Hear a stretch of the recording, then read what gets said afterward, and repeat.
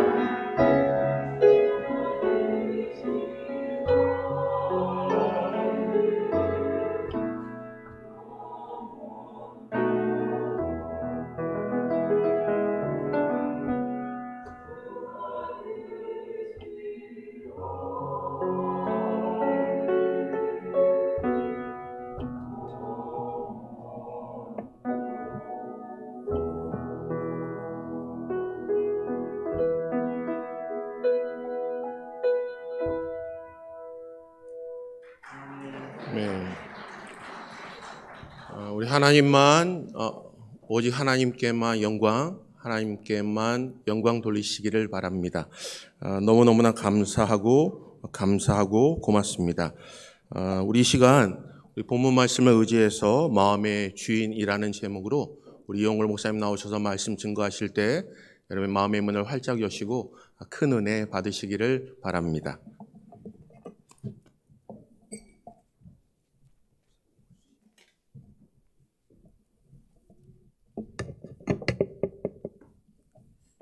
할렐루야. 찬양 감사합니다. 제가 74년도에 소록도라는 나 환자들만 있는 교회 부흥회를 한 적이 있습니다. 그것에 교회가 7개가 있는데 제가 그 성도에게 물어봤습니다. 선생님은 소원이 무엇이냐? 그러니까 자신은 찬양대 한번 하는 것이 소원이래요. 근데 거기는 임명되면 소천해야 죽어야 자리가 비어요. 그 찬양대 들어가려고 기다리는 그 웨이스트 그 멤버들이 있어요. 그 한 사람이 돌아가시면 그 다음 사람이 들어가고 유일한 희망과 소원이 찬양대 한번 들어가는 거래요. 그래서 제가 보니까 찬양대원들이 나이가 아주 들쑥날쑥해요.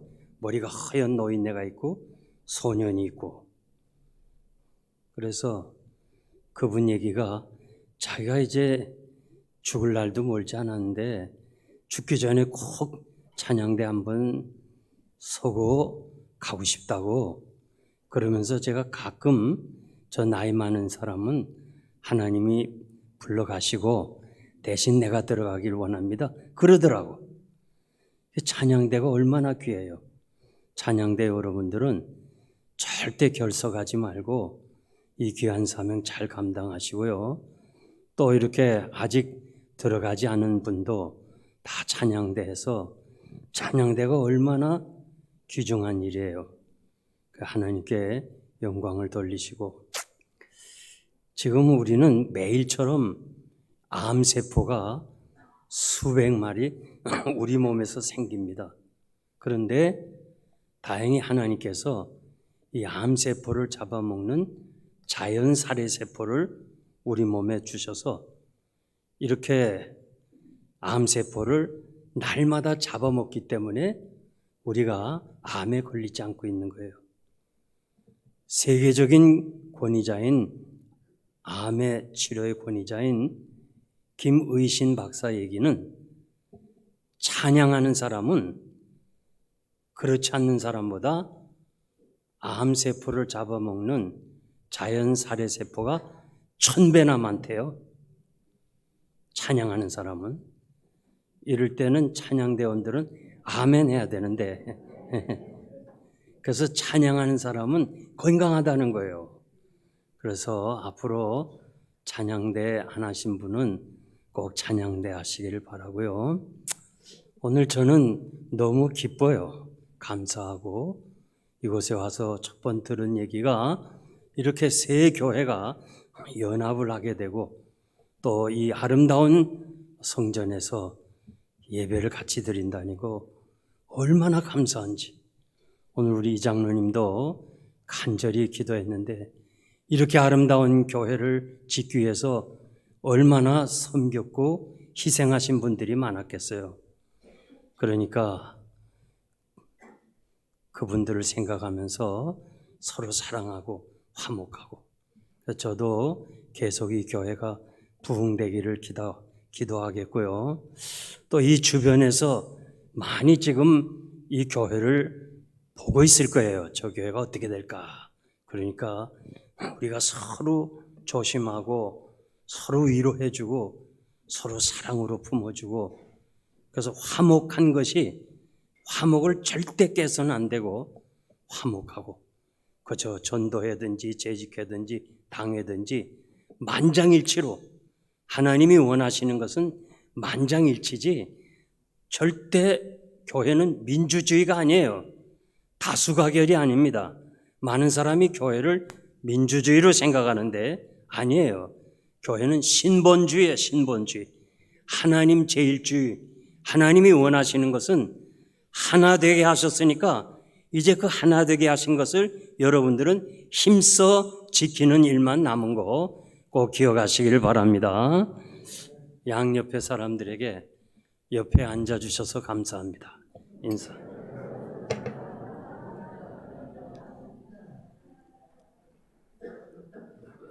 두 번째는 도와주지 못해 미안합니다.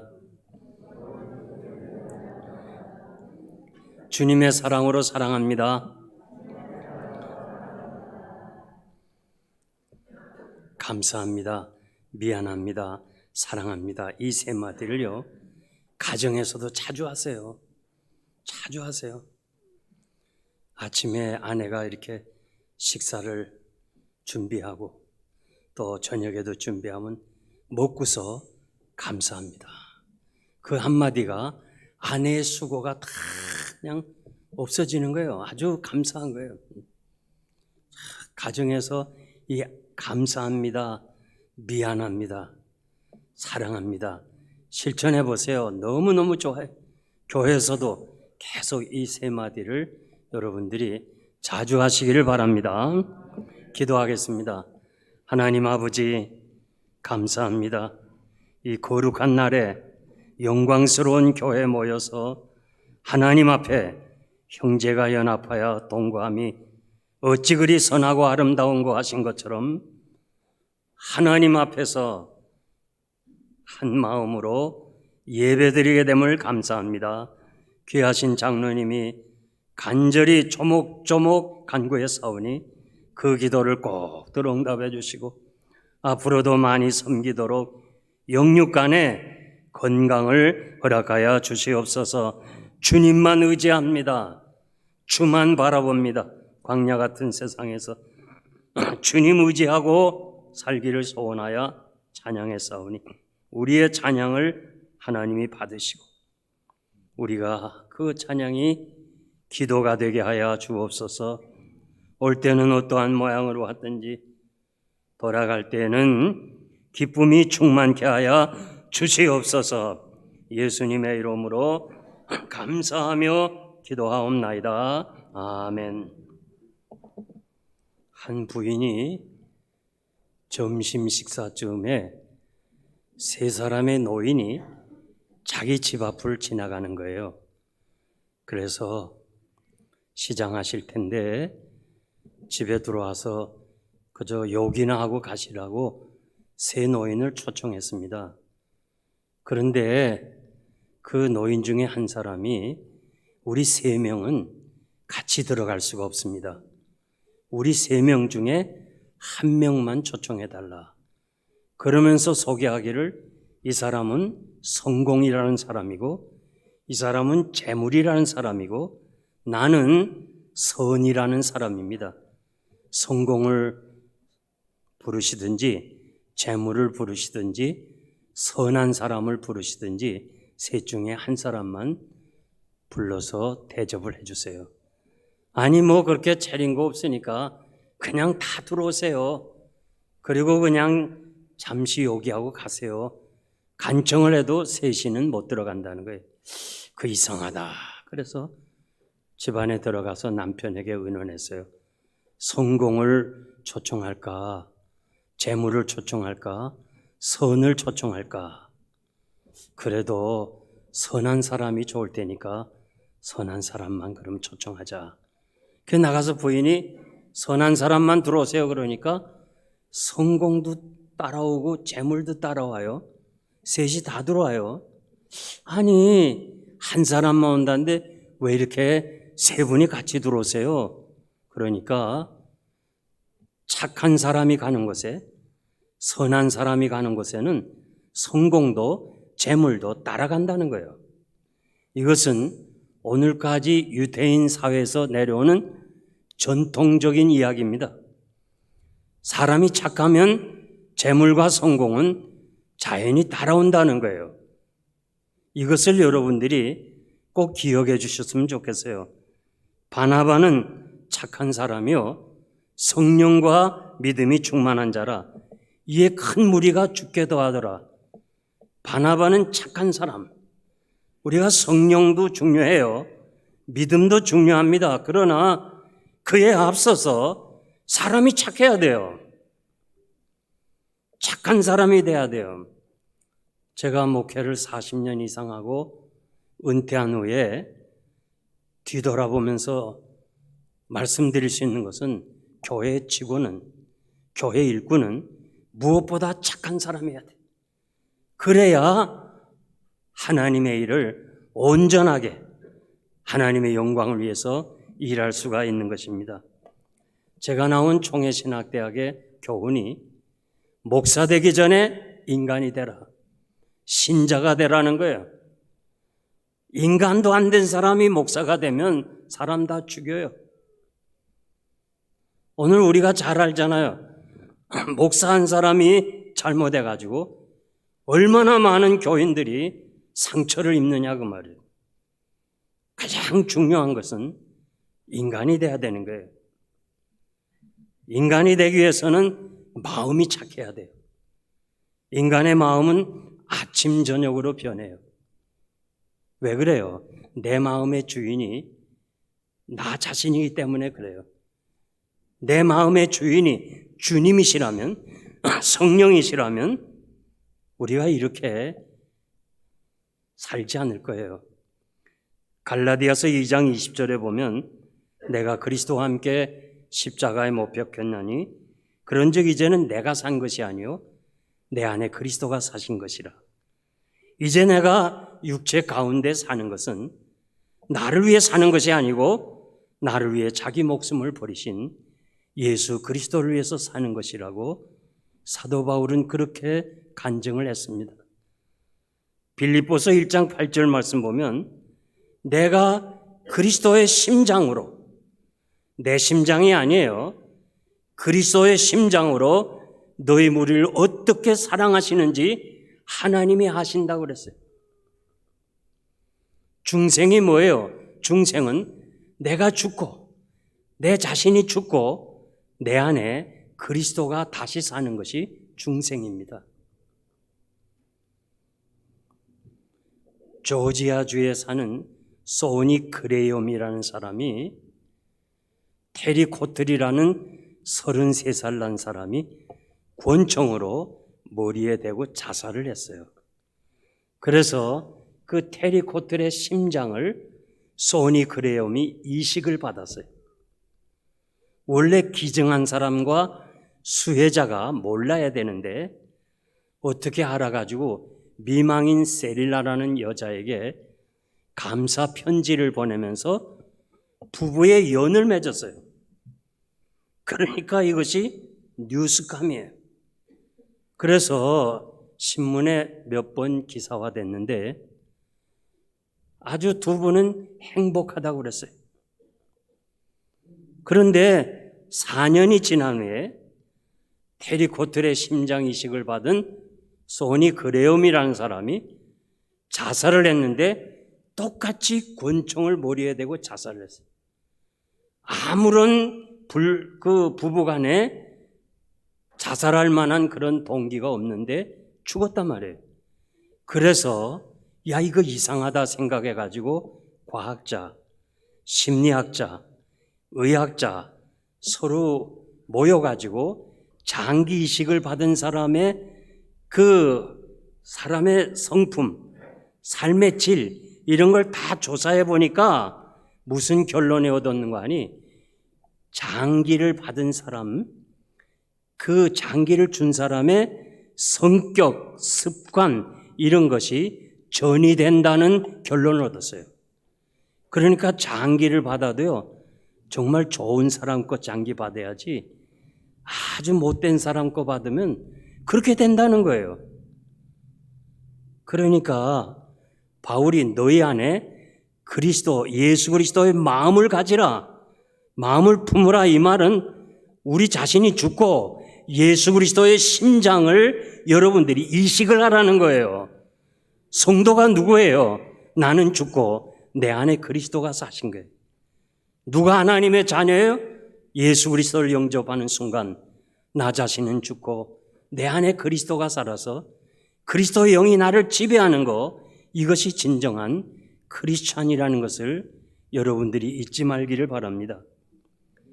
미국에서 가장 영향력 있는 사람 25명을 타임지가 선정했는데요.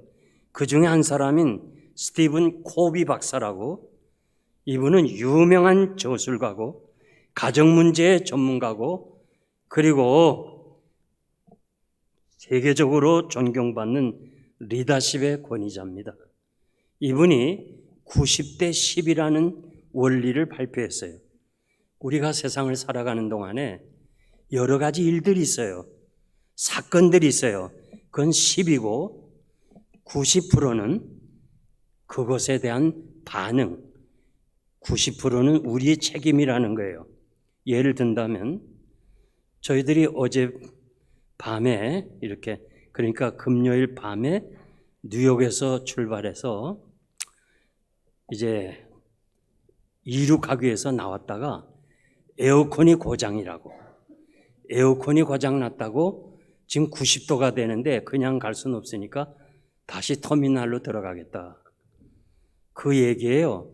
사람들이 하나도 그냥 아주 태연하게 참 자세가 좋더라고요. 야, 이거 뭐 큰일 났다, 뭐 그런 사람도 없고 조용해요. 그래서 1시간 반 정도를 연착을 했어요. 그래서 저를 기다리는 한봉원 목사님이 얼마나 힘들까, 저 혼자 그렇게 생각했는데 비행기가 연착하는 거 10%예요. 거기에 대한 반응이 90%는 우리 책임이에요. 우리가 한 번은 저 필리핀에 단기 선교를 갔어요. 비행기가 마닐라에서 출발해서 그 시골에 도착을 해야 되는데 거의 도착할 즈음에 관제탑에서 기후가 나쁘니까 이곳에 착륙하지 말라. 그러니 이제 조종사는 내리려면은 내리기 전에 기름 있는 건 다 공중에 뿌려야 돼요. 기름을 가지고 내렸다간 비행기가 폭발하기 쉬우니까 기름 다 뿌려서 없죠. 마닐라까지는 돌아갈 수 없죠. 그래서 가까운 이웃 공항에 내려서 기름을 넣고 다시 마닐라로 돌아왔어요.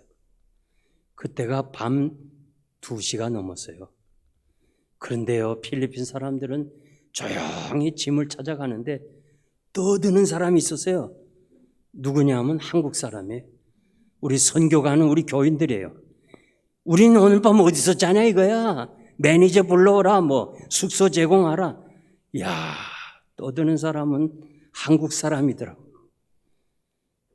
비행기가 그렇게 되는 건 우리 권한 밖이에요. 그러나 90%는 우리가 그 사건에 대한 반응은 우리 책임이라는 거예요. 여러분들이 살아가면서 여러 가지 사건들이 일어나요. 사회생활이나 가정생활이나 이 교회 안에서 누군가가 여러분을 비난할 수 있어요. 지금 서로 세 교회가 서로 연합해서 지낼 때 누군가가 여러분들에게 싫은 소리 할 수 있어요. 혹시 잘난 체 한다고 비판하는 사람도 있을 거예요. 누가 뭐라고 그래도 우리는 통제할 수가 없어요. 왜? 10%예요. 입이 그 사람에게 있었는데 그 사람 입을 여러분 컨트롤할 수 있어요? 못해요. 남편이 이상하게 행동해요. 못해요. 아내가 이상해요. 그래도 못하는 거예요. 그건 10%예요. 저희가 오래전에 신학교에 다닐 때 김창인 목사님이라고 충행교회 담임 목사님이 오셔서 설교를 하시면서 여러분, 앞으로 여러분들이 목회할 때 별의별 사람을 다 만날 거다. 무슨 말을 해도 거기에 신경 쓰지 마라. 거기에 영향받으면 목회 못한다. 그냥 개가 짖어도 기차는 달린다는 것처럼 여러분들은 그냥 소신껏 하나님 앞에서 부끄러움 없다면 그냥 진행하라. 그 말이 무슨 말인지 몰랐어요. 그런데 제가 목회하면서 보니까 진짜 명언이에요. 명언. 누가 뭐라고 한다고 해서 거기서 신경 쓰고 그냥 밤잠을 못 자고 밥맛을 잃어가면서 그렇게 하지 말고 여러분들이 누군가 무슨 말을 할 때 그것을 스펀지처럼 받아가지고 괴로워하느냐 아니면 빗물이 유리창을 쳐서 흘려보내나 둘 중에 하나예요. 무슨 어려움이 있어도요, 그걸 마음에 담지 말고 그냥 내버려요. 그냥 흘려보내요. 그것이 얼마나 중요한지 몰라요. 저희가 사는 필라델피아는 흑인들이 많아요. 흑인들이 사람들을 죽이는 일도 많고 여기도 참 신변에 안전이 없지만은 필라델피아도 그래요. 제가 신방을 갔다 오다가 이 스탑 사인에 서 있는데 이 청소년 애들이 계란을 한 5개를 제가 동양 사람인 걸 보고 그냥 계란을 자동차 앞유리에다 던져버렸어요. 그게 다 깨졌어요. 이건 내가 할 수 없는 거예요. 내 능력 밖이에요. 이제 내가 할 일은 뭐냐? 내려서 걔들과 싸우든지 아니면 경찰을 부르든지 아니면 가든지 셋 중에 하나를 해야 돼요. 내가 잘 알거든요. 해봤자 소용없고 경찰을 불러봤자 아무 이득이 없어요. 그래서 나 혼자 가는데 이 마음이 괴로운 거예요. 힘든 거예요. 그 어떻게 그걸 새겼는 거 아니? 아이고, 저 귀한 계란을 후라이나 해서 먹지 저렇게 그냥 자동차에다 버리니까 가난하게 살 수밖에 없지. 그러면서 내가 새겼어요. 여러분, 제 말이 이해가 안 되면요, 한번 집에 가서 계란을 자동차 유리문 앞에 던져봐요. 내 괴로움이 얼마나 큰가. 안 닦여요. 이거는 진짜 안 닦여요. 우리에게 일어나는 일들이요, 이렇게 10%, 거기에 대한 반응, 마음의 자세, 이것이 90%라는 거예요. 하나님은 못 고칠 사람이 없다는 박효진 장로님의 그 책을 읽어보면 살인자들의 간증이에요. 정말 그 살인자들의 그 쭉 과거에 그 책에 나온 얘기를 읽어보면요, 정말 이해가 다 돼요. 나도 그런 지경에 있었으면 살인할 수밖에 없구나. 내가 살인자가 안 된 것은 하나님의 은혜지 결코 내 자신이 의로워서 된 거 아니다는 걸 알게 돼요. 그러나 아무리 동정하고 이해해도 그건 10%고 90%는 살인자의 마음 자세가 바로 되지 못해서 결국 사람을 죽였던 것이에요. 지금 제일 후회를 왜 해요? 마음을 다스리지 못해서 그래요. 제일 많이 후회하는 것이 뭐냐면 이혼한 사람들이 제일 많이 이혼을 하고 나서 후회를 한답니다. 요즘 한국에서 황혼 이혼이라는 20년 이상 된 사람들이 살다 보면 이렇게 황혼 이혼하는 사람들이 많은데, 워싱턴 주립대학의 존 카트만 교수가 3,500상 35년 동안에 이 3,500상이나 되는 많은 그 이혼한 가정을 연구해 보니까, 그리고 발표했는데 4가지 딱 요인이래요. 이혼한 비결이. 아주 간단하다는 거예요. 첫째는 상대를 비난한다는 거예요. 넌 늘 그런 식이지. 그런 식이지. 두 번째, 그런 얘기를 들었을 때 그냥 참아야 되는데 너나 잘해라. 자기 방어를 한다는 거예요. 그 다음에 또 상대가 주제 파악이나 하시지 하면서 상대를 경멸한다는 거예요. 그 다음엔 침묵해서 상대하고 이해하기 쉽지 않다. 그래가지고 이혼을 한다는 거예요. 딱 네 가지라는 거예요. 3,500상을 연구해 보니까. 여러분, 항상 우리 마음을 다스려야 돼요. 마음을 다스리는 것은 입에 파수꾼을 세워야 돼요. 우리 마음속에 무언가 말을 하고 싶어도 입에 파수꾼을 세워야 돼요. 시편 141편 3절에 보니까 여호와여 내 입에 파수꾼을 세우시고 내 입술의 문을 지키소서. 제가 40여 년 동안 목회하면서 기도 많이 한 것 중에서 주여 내 입에 파수꾼을 세우소서. 별의별 사람이 많잖아요. 수천 명 교인들이요. 별의별 생각을 나는 듣지도 못하고 알지도 못하고 그런 얘기를 목사가 했다는 거 어떻게 해요? 나도 하고 싶은 마음이 있어요. 그러나 주여 내 입술에 파수꾼을 세우소서. 우리 필라 지역에 있는 목사님 중에 어떤 분은요. 조금만 이상한 얘기 들어도 막 따져. 그래 누가 했어 가자. 증인데 결국 양쪽을 다 잃어버려요. 그러니까 그저 입술에 파수꾼을 세웠어. 우리 한봉원 목사님이나 여러 성도님들이 이렇게 신앙생활하면서 가정생활이나 교회생활에서 누군가가 여러분들이 하지 않는 것을 비난할 때 내가 말하고 싶은 마음이 있어요. 그렇지만은 주여 내 입술에 파수꾼을 세우소서 기도하면서 입술을 주장한다면 결과는 아름다워질 거라고 난 믿습니다. 아멘 하는 사람만 복 받으세요. 잠언 16장 32절에 보니까 자기 마음을 다스리는 자는 성을 빼앗는 용사보다 나으니라. 여러분 사극을 보았잖아요. 어떻게 한 사람이 성을 빼앗아요? 할 수 없어요. 그러나 그것보다 더 힘든 것이 자기 마음을 주장하는 거 힘들다고 말해요. 괜히 쓸데없는 말을 해가지고 조용한 가정이 풍파가 되고 조용한 교회가 풍파가 될 때가 있으니까 여러분들이 다 하고 싶은 말을 다 하고 하고 싶은 행동 다 하는 것이 성도가 아니에요. 우리는 항상 하나님을 의지하기 때문에 사도 바울이 뭐라고 그랬어요? 나를 판단하실 이는 하나님이시니까 그 상황에 대해서 전혀 자신이 말하지 않았다는 것을 우리가 잘 알 수 있어요. 우리의 마음은 바다처럼 넓어요. 하늘처럼 높아요. 그러니까 채울 수 없고 참으로 가득 쌓을 수가 없는 거예요. 그래서 사람이 만족할 수 없습니다. 돈을 많이 벌어도요.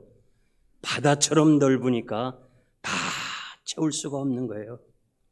명예를 얻어도요. 하늘처럼 높기 때문에 우리 마음이 다 쌓을 수가 없는 거예요. 저는 교인들이요. 이렇게 제가 볼 때 저만 하면 은퇴 후에도 평생 먹고 살겠구나. 그렇게 생각하는데 더 사업을 확장하려다가 결국 하루아침에 그냥 다 망하는 거예요. 너무 마음이 아픈 거예요. 마음에 왜 만족이 없어요? 바다처럼 넓기 때문에 그래요. 저는 지금 이명박 대통령이 감옥에 가 있잖아요. 참 아쉽고 그리고 제가 좀 부담이 있어요. 왜냐하면 이분이 한직에 있을 때 필라델피아 와서 우리 교회에서 간증도 하면서 한 주일을 나와 같이 지냈어요. 밥 먹고 여행도 같이 하면서. 근데 그분의 책을 보니까 훌륭해요. 그래서 장로님은 대통령이 돼야 되겠다. 이거 뭐 저는 자격 없습니다. 그래. 아니요. 장로님이 되셔야 돼요. 그러면서 제 방에서 제가 축복기도 했잖아요. 기도합시다. 그래갖고 하나님, 이 이명박 장로님을 우리나라 대통령이 되게 해달라고 그렇게 간절히 축복기도 했어요. 그랬더니 얼마 있더니 서울시장이 됐어요. 얼마 있더니 대통령이 됐어요. 얼마 있더니 감옥에 가 있잖아요. 제가 너무 부담스러워. 그때 내가 축복기도를 안 했어야 되는데. 그 많은 돈 가지고 360억이나 된다는 그 많은 돈 가지고 선교 일이나 주의 일 했으면 얼마나 좋아요. 큰 명예를 계속 하려다가 아무런 죄 없이 저 들어가 있는 거 보면 제가 너무 마음이 아파요. 마음은 늙지도 않아요. 항상 젊은이처럼 생각하다가 일하고 병든 거예요. 우리 장로님 한 분이 잔디를 깎다가 사인이 왔어요. 그러면 그냥 집에 들어가 누워야 되는데 이거 맞아 하고 들어가자 하다가 쓰러져서 절반을 못 썼어요. 날 보고 하는 말이, 목사님 어느 교회를 가든지 이 말을 꼭 전해주세요. 요거 맞아 하다가 가겠다 그러지 말라는 거예요. 그래서 내가 오늘 여러분들에게 얘기하는 거예요. 육신은 병들어도 마음은 병이 안 드니까 섭섭한 거예요. 나이가 들면서 섭섭한 게 많아요. 나이와 함께 마음도 늙어간다면 문제가 없을 텐데 그렇지 아니하는 거예요. 이 시대에 여러 가지 문제가 많아요. 우리가 사는 세상에서. 그래서 정부나 개인들이 여러 가지 방법으로 해결하려고 그러는데, 국가는 교육으로 해결하려고 그러는데 우리나라 교육 수준은 세계예요. 미국에 사는 교포들도 정말 교육열이 대단해요. 이렇게 교육열이 높아가는데 여러분 알잖아요. 현실을 보잖아요. 교육을 받으면 받을수록 사람이 더 악해지고 타락하는 거예요. 또 우리 개인이 어떻게 거룩해지려고 스스로 절제하고 스스로 자기를 참 감내하면서 자기 자신을 어떻게 하든지 수양을 통해서 좀 더 거룩에 임하려고 그러는데 안 돼요. 왜냐하면 전적으로 우리가 타락했기 때문에 우리 속에 의로운 것은 조금도 없어요. 그러니까 스스로 아무것도 못해요. 오거스트는 내 스스로 거룩해진다는 것은 죄악이라고 그랬어요. 죄악. 여러분 스스로 절대 거룩하지 못해요. 거룩하기 위해서는 하나님의 은혜가 있어야 돼요. 하나님의 은혜가 우리를 지배해야 우리가 거룩해지는 거지. 그렇게 스스로가 안 되는 거예요. 에레미야 17장 9절 보니까 만물보다 거짓되고 심히 부패한 것은 인간의 마음이라고 그랬어요. 로마는 세계를 정복했어요. 군사력은 세계 제1위였어요. 왜 로마가 멸망했느냐? 역사가들은 이렇게 증언해요. 로마가 타락했기 때문에 그렇다는 거예요. 우리가 두고 온 한국이나 여러분이 사는 이 땅에 경제는 성장했지만은 사람의 마음은 계속 타락하는 거예요. 인간 되기를 포기하고 있는 거예요. 마음이 타락하면 인간 되기를 포기하는 거예요. 여러분들이 뉴스를 통해서 보면 알지만 지금 미국에서 계속 하루 걸러 매일처럼 총기 사건가 나요. 너무 이 팬데믹으로 2년 동안 사람들이 지쳐서 가지고 자살하는 사람이 많은데 옛날에는 자기 혼자 죽었어요. 그런데 요즘은 나 혼자는 안 죽겠다는 거예요. 남하고 같이 죽겠다는 거예요. 그러니까 죄 없는 학교나 이런 상가의 길거리에서 막 죽이고 자기도 죽잖아요. 왜 그래요? 인간 되기를 포기해서 그래요. 마음이 병들어서 그래요. 여러분, 이 어려운 문제를 어떻게 해결하겠어요? 내 마음에 내가 아닌 다른 분이 주장해야 돼. 다른 분이 내 마음의 주인이 돼야 되는데 그분이 누구예요? 오늘 본문에 보니까 성령의 역사로 너희 속사람이 강건해지기를 원한다고 그랬어요. 속사람은 성령으로 거듭난 사람, 새로운 사람, 새 사람, 변화된 사람이에요. 베드로는 작은 계집아이 앞에서 3번이나 주님을 모른다고 부인했어요. 저주까지 하면서 부인했어요. 그런데 이 베드로가 그것도 대낮에 이 법정에서 관원과 장로들 앞에서 이거는 정말 대단한 장소예요. 말 한마디 잘못했다간 죽어요. 그런 자리에서 이 병자가 어떻게 낫나 묻는다면 너희가 죽인 예수 그리스도의 능력으로 이 병자가 낫다는 거예요. 대단한 거예요. 사람은 똑같은데 어떻게 이렇게 밤에 그 적은 계집아이 앞에서도 모른다고 부인한 사람이 대낮에 법정에서 이렇게 담대하게 전할 수 있는 비결이 뭐예요? 사도행전 4장 8절 보니까 성령이 충만해서 그 사람 속 사람이 새로워지고 그 마음이 새로워지니까 이렇게 변한 거예요. 그래서 성경에 보니까 공회원들과 장로들이 베드로의 담대한 말을 보고서 이상히 여겼다는 거예요. 이상하다. 저거 이상하다. 저거 미쳤구나 저거. 여러분들이 예수 믿고 나서요. 성령이 여러분을 지배한다면 무엇인가 달라야 돼요. 아멘입니까? 야, 이 교회는 아멘입니까? 물어야 돼요. 예? 예수 믿고요. 여러분 가까운 아내나 남편이나 가까운 사람이 야, 저 사람 이상해졌는데 변화됐는데 그 얘기를 들어야 돼요. 그것이 바로 중생이에요. 요즘 세상에는요, 미쳤어요. 제정신이 아니에요. 다 미쳤어요. 이왕 미칠 바에는 예수에게 미치시기 바랍니다. 미친 사람은요, 남보긴 좀 딱해요. 그런데 본인은 행복해요. 미친 사람 보세요. 항상 웃어요. 항상 웃는다고. 네?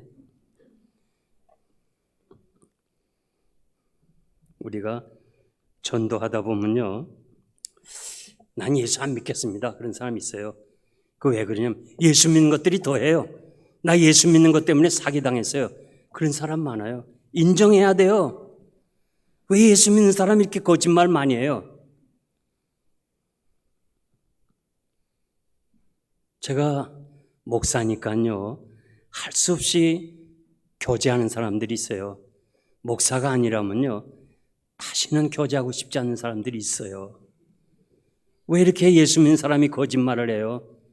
하나님이 살아계신 걸 믿고 하나님의 섭리 속에 하나님의 뜻대로 된다면 우리 인간의 장깨가 필요 없어요. 왜? 하나님의 뜻대로 되는데 뭘 우리가 하겠어요? 진실해야 돼요. 정직해야 돼요. 아멘 하는 사람만 복 받으세요. 제가 개척하고 35년 동안 영생장로교회를 섬기면서 아마 교회 떠난 사람들이 거의 1000여 명은 될 거예요. 왜 그래요? 다 상처받고. 여러분, 절대 상처 주지 말아요. 한 영혼을 귀중하게 여겨야 돼요. 지금 여러분 옆에서 양옆에서 예배 드리는 사람, 그분을 위해서 예수 그리스도가 십자가에서 죽으시고 피 흘려 속량하신 가장 귀한 사람이 여러분 옆에 있는데 어떻게 그 사람을 실망시켜요? 언제나 여러분 남을 대할 때 나보다 낫다 그렇게 생각해야 돼요. 꼭 그걸 여러분 잊지 말기를 바랍니다. 17절 말씀 보면 믿음으로 말미암아 그리스도께서 너희 마음에 계시게 하옵시고, 여기 계신다는 말은 거주한다는 말인데 우리말은 그냥 계시게 하옵시고 이 단어가 하나밖에 없는데 헬라어는 두 가지 뜻이 있어요. 임시로 거주하는 것과 영구히 거주하는 것이 두 개가 달라요, 단어가. 근데 오늘 17절 보면 그리스도의 영이 너희 마음속에 영구히 거하게 하옵시고 그런 기도예요. 여러분들은 지금 이 브라질 상파울에서 여러분 사는 거예요. 그러나 저는 이제 월요일 이곳을 떠나서 또 목회자들 한 30여 명 4분을 초청해서 가르치고 그 다음에 나의 거주지로 가는 거예요. 성령이요, 영구히 우리 안에 있어야지 성령이 떠나시면요 대신 악신이 들어와요. 여러분 이런 말 많이 하잖아요. 마음에 담아둔다, 마음을 비운다 그러잖아요. 마음이 그릇 같아요. 성령이 우리 안에 있든지 아니면 악령이 우리 안에 있든지 둘 중에 하나예요. 여러분 가끔 이런 거 보잖아요. 저 사람이 저럴 수 없는데 어떻게 저래? 성령이 떠나면요 다 똑같아요. 우리가 지금까지 그 수많은 목사님들이 계시는데 누가 제일 나쁜 목사냐? 저한테 묻는다면 홍택기 목사라고 제가 얘기하고 싶어요. 왜냐하면 이분이 일제강점기 시절에 장로교 총회장으로서 우리가 앞으로 저 일본을 향해서 신사참배하고 천황을 향해서 그리고 예배 드립시다 하고 땅땅 쳤어. 결의했어. 그 다음부터는 일제가 일본 순사 헌병들이 강제적으로 신사에게 절하지 않고 예배 드린 사람 잡아가기 시작했어요. 왜 너희들 장로교가 법을 정했는데 그 법을 안 따르냐 하면서 다 잡아갔어요. 그러니까 제일 나쁜 목사지. 그러면 여러분들이 저에게 제일 좋은 목사님은 누굽니까? 훌륭한 목사님 누굽니까? 묻는다면 홍택기 목사라고 또 얘기하고 싶어요. 그 이상하다. 제일 나쁜 목사도 홍택기고 좋은 목사도 홍택기 목사냐? 이북 땅에 김일성이가 들어왔어요. 해방과 함께. 김일성이가 홍택기 목사를 찾아갔어요. 목사님, 나 좀 도와주소. 과거 일제 강점기에 도와준 거 알거든요. 홍택기 목사님이 아니요. 내가 한 번 실수했지 2번 실수 안 합니다. 협력할 수 없습니다. 그래서 총살령을 받았어요. 그러니까 훌륭한 목사님 아니에요? 사람은요, 그 마음에 누가 지배하느냐가 따라서 사람이 이렇게 달라지는 거예요. 오래전에 버지니아에서 목사님이 장로님을 총으로 쏴 죽였어요. 그분이 경영하는 동양 그로서리에 가서 불 다 태워버렸어요. 그리고 자기도 거기서 자살했어요. 야, 이게 오랫동안 상당한 교회 영향력을 줬어요. 어떻게 목사님이 확인 사살을 해요?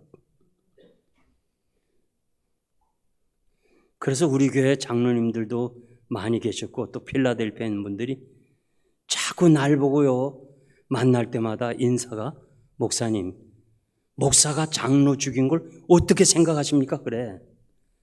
그 내가 오죽하면 죽였겠어요. 오죽하면 죽였겠어요. 목사도요 다 사람이에요. 내가 이 자리에 선 것은요 하나님의 은혜지. 하나님의 은혜가 떠나면요 나도 다 나쁜 사람이 되는 거예요. 목사님들요 함부로 건드리지 마세요. 한봉원 목사님도 착해 보이는데 성령이 거하시니까 그러지 성령이 떠나면요 야 진짜 얼마나 체격이 좋아요. 조폭같이 생겼지 않으세요? 성령이 거하시니까 그런 거예요. 여러분 우리가 기도할 제목이요 날마다 기도할 제목이 주여 내 마음을 떠나지 마옵시고 나를 지배해달라. 그것이 제가 지금까지 기도하는 제목에 하나님 나를 떠나지 마옵시고 내 마음에 계셔달라. 주님이 우리 안에 거하시면요 하나님의 사랑을 알게 돼요. 모든 것이 은혜요. 은혜 아닌 것이 없어요. 이것도 은혜고 저것도 은혜고 모든 게 다 은혜예요. 성공도 은혜고 실패도 은혜고 병들어도 은혜고 모든 것이 은혜예요. 성령이 나를 지배하시면, 그러나 성령이 떠나면 모든 것이 다 그냥 원망, 불평 그런 거예요. 성령이 내 마음에 거하시면 하나님의 사랑을 알게 돼요. 야, 그 사랑의 넓이, 그 사랑의 높이, 그 사랑의 길이, 그것이 너무너무 감사해가지고 하나님께 영광을 돌리게 되는 거예요. 여러분의 마음에 예수의 영이 거하시면 마음이 천국이고 마음이 행복하고 마음이 만족해요. 행복을 물질에서 찾지 말아요. 명예나 권력이나 환경에서 찾지 말아요. 행복이 어디 있어요? 만족이 어디 있어요? 여러분 마음이 없으면 없는 거예요. 내 마음에 없으면요, 없어요. 내 마음에 행복하면요, 다 행복한 거예요. 심리학에 유명한 길소 교수라는 학자가 있어요. 이분은 인식 차단이라는 학설을 만들었는데요. 큰 쌍자를 만들고 가운데를 막았어요. 한쪽은 행복한 얼굴, 한쪽은 슬픈 얼굴을 만들었어요. 그리고 사람으로 하여금 구멍을 엮고 들여다보게 하면 한 사람이 두 얼굴을 볼 수 없다는 거예요. 행복한 사람이 보면 행복한 얼굴이 보이고 슬픈 사람이 보면 슬픈 얼굴이 보인다는 거예요. 그러면서 이 학자가 얘기가 행복은, 만족은 환경에 있는 것이 아니라 자기 마음에 있다는 거예요. 여러분 마음이 행복하면요, 이 브라질에 사는 게 너무 행복한 거예요. 마음이 괴로우면요, 마음이 슬프면 사는 게 너무 슬픈 거예요. 미국에 온다고 행복해요? 아니에요. 아니에요. 여러분 마음이 행복해 행복이죠. 주로 남미에서 오신 분들이 미국에 와서 돈 벌어가지고 미국에서 다 썼어요. 제가 아는 교인들도 여러 사람 남미에서 왔지만은 아니에요. 남미처럼 좋은 데가 어디 있어요? 야, 어제 내가 장로님이 사주셔서 브라질 고기 먹었는데 얼마나 좋은지. 야채 좋지요. 과일 좋지요. 여기서 행복을 못 느끼면 아무 데도 행복이 없어요. 여러분 마음에 예수의 영이 거하십니까? 아멘? 그러면 행복한 거예요.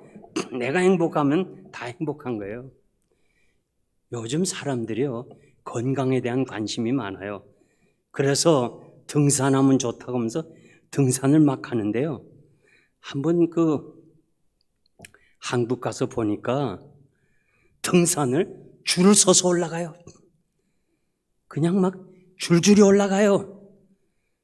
예, 산에 올라왔다고 건강해요? 몸은 산에 있지만 마음은 산 아래에 있어요. 내 마음이 중요한 거예요. 내 마음이 행복하고 내 마음이 기쁘면 육체는 따라서 건강해지는 거예요. 아멘? 육체는 마음의 종이에요. 마음이 건강하고 마음이 행복하고 마음이 기쁨이 있으면, 마음에 감사가 있으면 육체는 저절로 건강해져요. 예일대학 연구팀이 이 두통 때문에 온 환자들 한 60여 명을 이렇게 조사해 봤어요. 그러면서 밀가루를 캡슐에 가지고 의사가 진단을 하고 알았어요 하면서 이거 먹으면 나을 거예요. 약이 아니에요. 밀가루를 줬어요. 먹어서 병원 찾아갔지. 의사가 진단했지. 약 처방했지. 이제 나을 거예요. 하루 3번씩 먹으세요. 3일만 먹으세요. 40%가 났어. 60%는 다시 안 나가고 또 왔어. 그러면서 아직도 머리가 지끈지끈해요. 아, 그래요? 그럼 주사 맞읍시다. 중류수 물을 주사로 였어. 60%가 다 났어. 밀가루하고 물만 였는데도 마음이 의사에게 찾아갔지. 약을 줬지. 주사를 맞았지. 마음에 벌써 낫다 생각하니까 육체는 저절로 난 거예요. 근데 반대로 말해 노세보 효과라는 게 있는데 의사가 진짜 진통제를 주면서 이거 먹어도요 계속 아픈 사람이 있어요. 그리고 혹시 잠을 못 잘 거예요. 이렇게 부작용을 얘기하면 틀림없이 잠 못 자.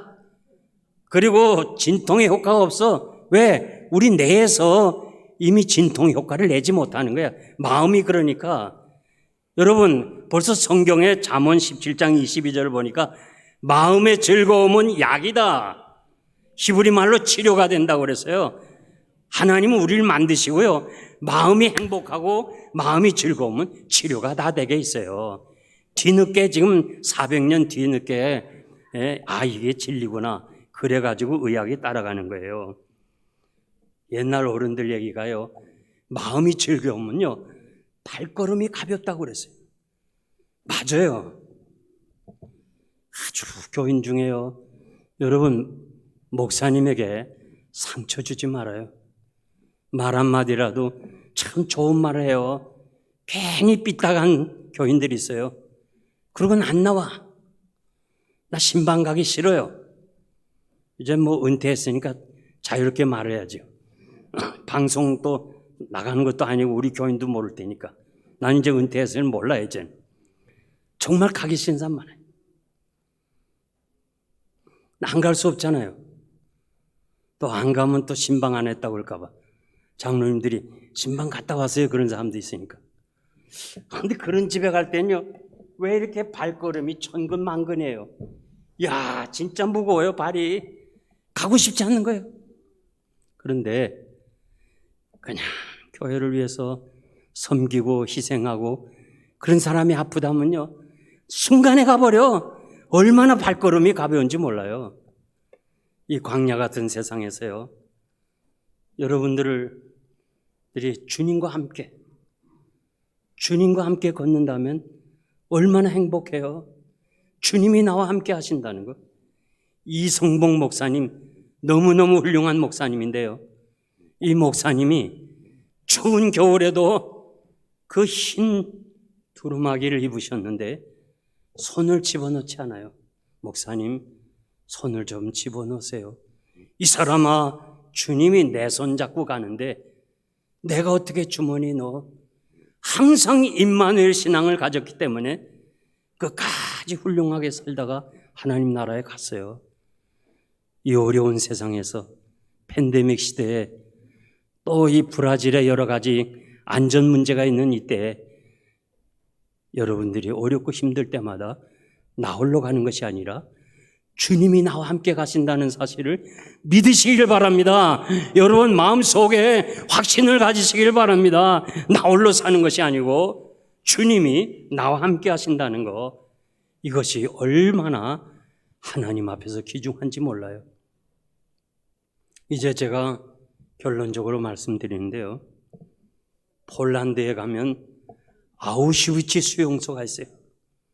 아마 여러분들이 얘기 들어보시면 알지만은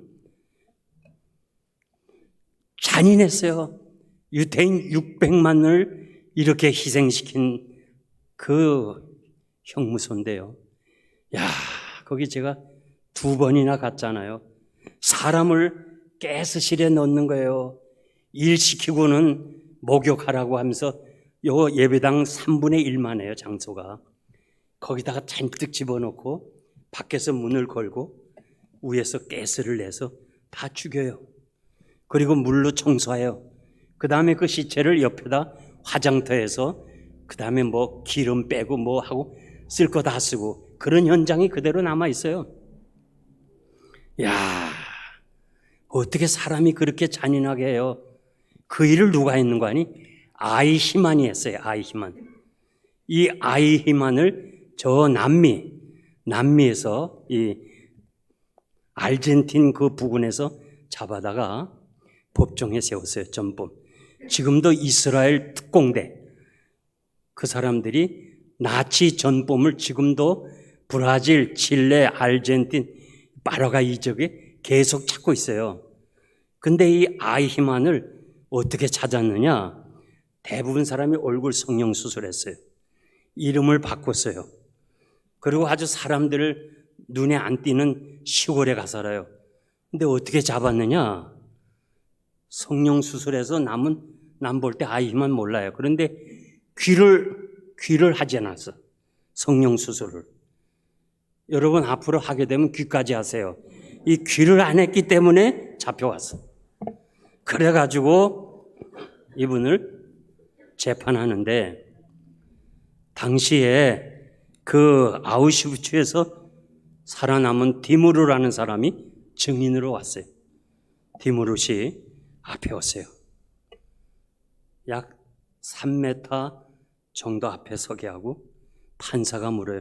이 사람 아이히만 맞습니까?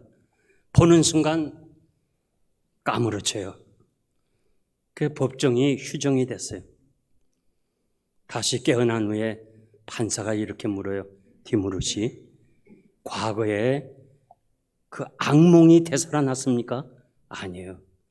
그러면 증오심이 있어서 그래요? 아닙니다. 그러면 왜 절도를 했습니까? 이렇게 평범한 사람이 그렇게 악한 일을 했습니다. 그렇게 악한 일을 한 그것을 보면서 자기가 절도했다는 거예요. 여러분, 사람은 누구나 같아요. 태어날 때부터 악한 사람이 있나요? 똑같아요. 문제는 그 사람의 마음에 누가 주인이냐? 누가 그를 지배하느냐? 이것이 중요한 거예요.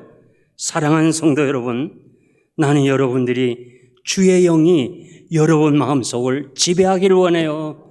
여러분들이 세상 살아가는 동안에 항상 매일처럼 기도할 제목이 주여 내 마음을 떠나지 마옵시고 나를 지배해 주세요. 사울왕이 주의 영이 구할 때 그렇게 겸손해서 왕이 됐어요. 주의 영이 떠나니까 악신이 들어와가지고 미쳐버렸어요. 우리 마음은 비어있지를 못해요. 그렇기 때문에 날마다 주여 내 마음에 주의 영이 거하시고 주님이 나를 지배해달라. 그래서 여러분들이 아름다운 사람이 되기를 바랍니다. 정말 이 세교에 속한 여러분들이 다 아름다운 사람이 되고 다 주의 영이 가득해서 이 교회가 날마다 해마다 성장 발전하기를 주님의 이름으로 축복합니다. 축복합니다. 하나님 아버지 감사합니다. 이 뜻깊은 주일에 하나님의 말씀을 전했습니다. 우리 마음의 주인이 주님이 되어주시고 주의 영이 우리를 지배해 주시길 원하며 우리 목사님을 중심으로 방해와 재직회와 온 성도들이 하나 되어서 항상 주의 영이 거하셔서 성령 충만한 교회가 되게 하여 주시옵소서. 예수님의 이름으로 감사하며 기도하옵나이다. 아멘.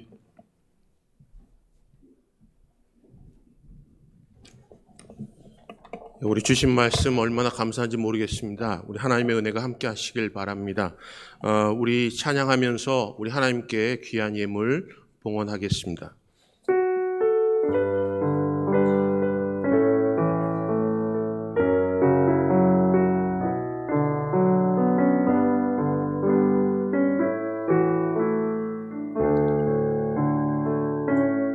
오직 주의 사랑에 매여 내 영 기뻐 노래합니다. 이 기쁨의 땅에서 주께 사랑 드립니다. 오직 주의 임재 안에 갇혀 내 영 기뻐 찬양합니다. 이 소명의 언덕 거룩한 땅에서 주께 경배드립니다. 주께서 주신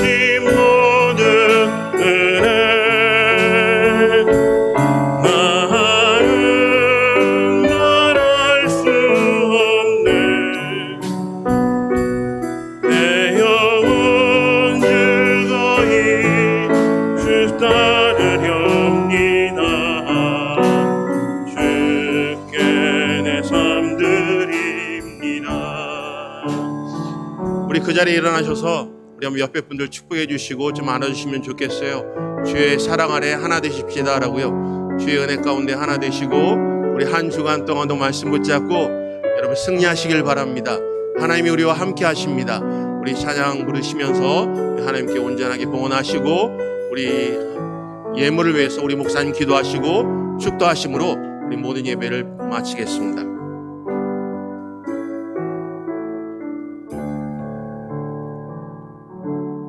오직 주의 사랑에 매여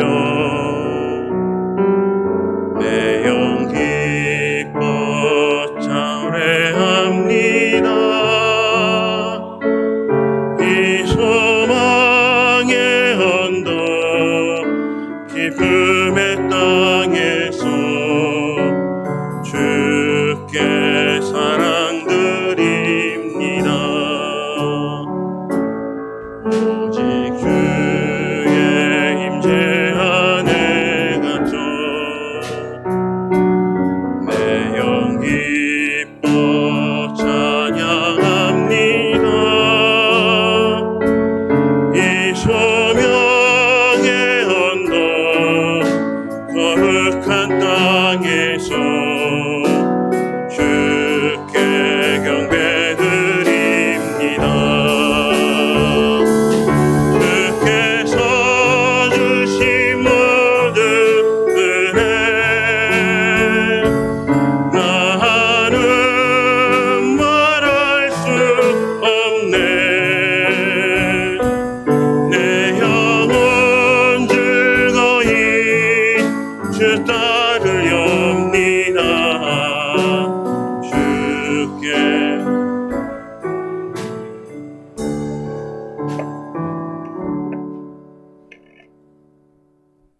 하나님 아버지, 감사합니다.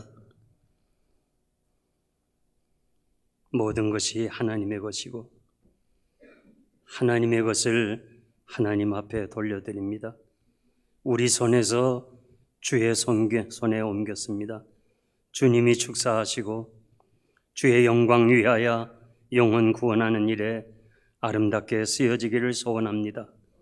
힘들고 어렵지만은 말씀에 의지하여 11조를 드리고 감사한 마음을 가지고 감사의 물을 드리고 주일 헌금, 선교 헌금, 여러 가지 기타에 감사해서 드린 이 모든 헌금에 우리 하나님 축사하시고 사랑하는 성도들의 기업에 가정에 자녀들에게 어려움이 없도록 하나님께서 자녀 소득 분깃을 지켜주시기를 원하며 이 팬데믹 시대에도 필요한 것 하나님께서 채워주시기를 간절히 바라고 원하며 사랑하는 성도들의 기업이 하나님의 은혜로 부흥되게 하여 주시옵소서.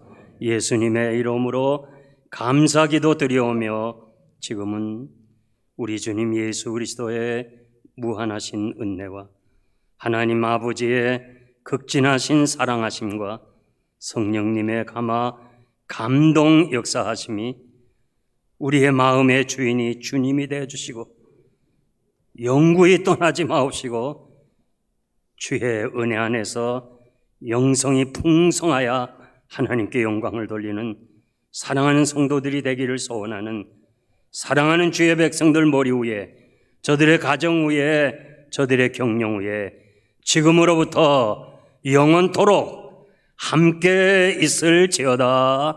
아멘.